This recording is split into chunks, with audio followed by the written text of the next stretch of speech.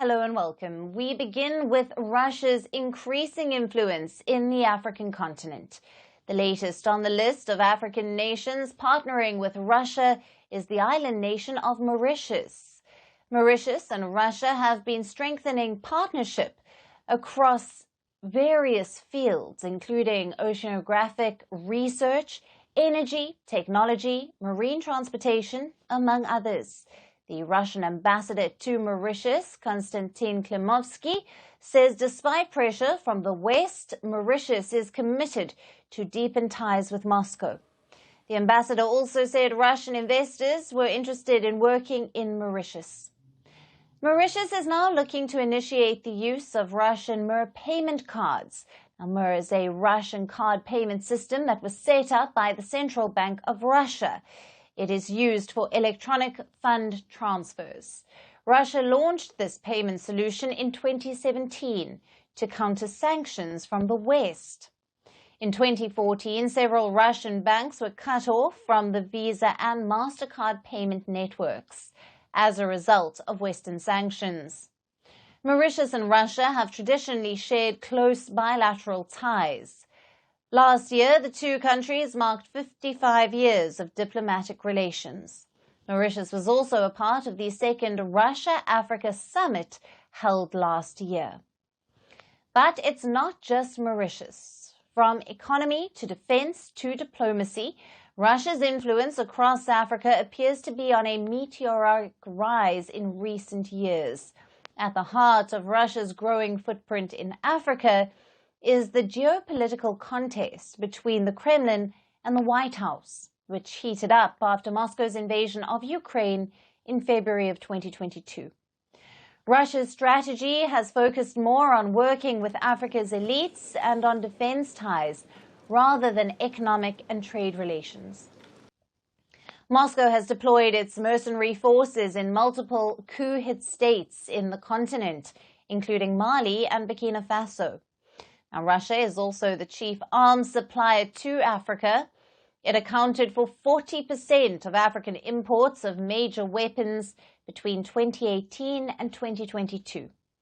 Economically, Russia aims to gain access to Africa's natural resources while boosting its own export of agricultural products, including fertilizers and digital, space and nuclear technologies. However, compared to Africa's development partners, including the US, the EU and China, Russia's economic weight in Africa is negligible.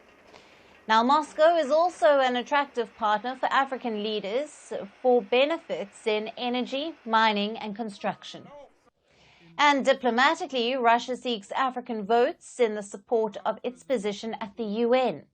It is interesting to note that many African countries abstained from voting or even voted against the UNGA resolution to condemn Russia's invasion of Ukraine. The West accuses Russia of undermining the democratic stability and driving conflict on the continent using its mercenaries and a disinformation campaign.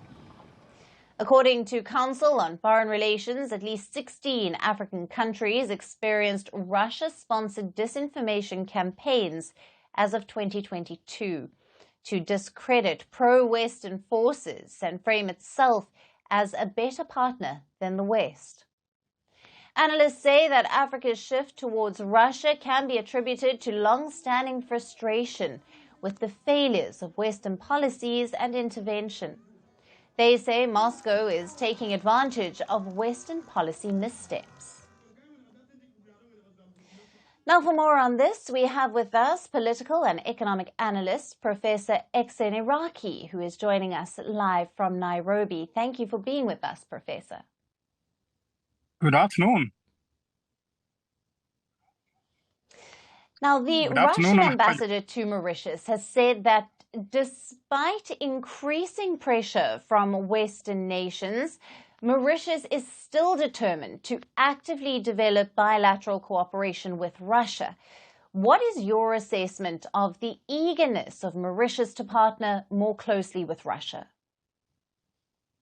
That's not very surprising to me because Russia has had engagement with Africa for a very long time, for the last 60 years. I remember when I was in high school, some of my teachers or my lecturers had gone to study in the former Soviet Union. So I think what Russia is doing now by engaging in Africa is simply engaging the old Cold War ties. And Mauritius is not alone. The West African countries, the Sahel, they are feeling that Russia is